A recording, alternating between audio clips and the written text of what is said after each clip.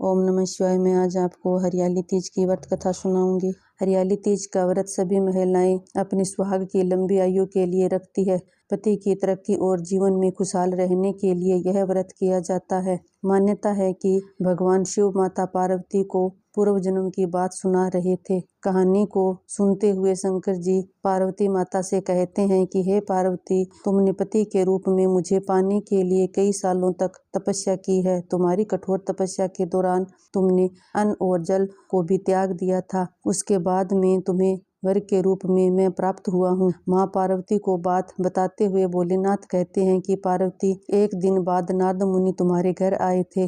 पर जाने के बाद में नारद मुनि ने अपने पिता से कहा कि मैं विष्णु जी के भेजने पर यहाँ आया हूँ। विष्णु जी समय आपकी तेजस्वी कन्या पार्वती से विवाह करना चाहते थे। नारद मुनि की यह बात सुनकर पर्वतराज प्रसन्न हो गए। इसके बाद नारद मुनि की ये बात आपके पिताजी ने आपको बताई। तुम इस प्रस्ताव से दुखी हो गई और फिर इस बात का जिक्र तुमने अपनी सखी सहेलियों को किया। तुम्हारी सखी ने तुम्हें कठोर तप करने की सलाह दी। इसके बाद में तुम मुझे पति के रूप में प्राप्त करने के लिए एक जंगल की गुफा में चली गई। वहां तुमने रेत के शिवलिंग बनाकर तप किया। फिर तुम्हारी तपस्या से प्रसन्न होकर सावन मास के शुक्ल पक्ष की तृतीया तिथि पर मैंने तुम्हें दर्शन दिए। इसके बाद तुम्हारी मनोकामना पूरी करने के लिए वचन देते हुए मैंने तुम्हें अपनी पत्नी के रूप में स्वीकार किया। इस दौरान तुम्हारे पिता भी गुफा में तुम्हें ढूंढते हुए आ गए। फिर आपने पिताजी से कहा कि मैं आपके साथ चलूंगी, लेकिन जब आप मेरा विवाह महादेव से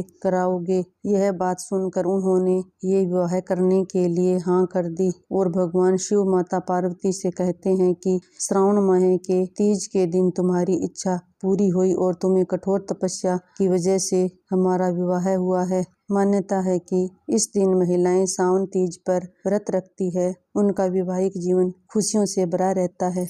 ऐसी ही वीडियोज की और जानकारी के लिए मेरे चैनल को सब्सक्राइब करें। Thank you.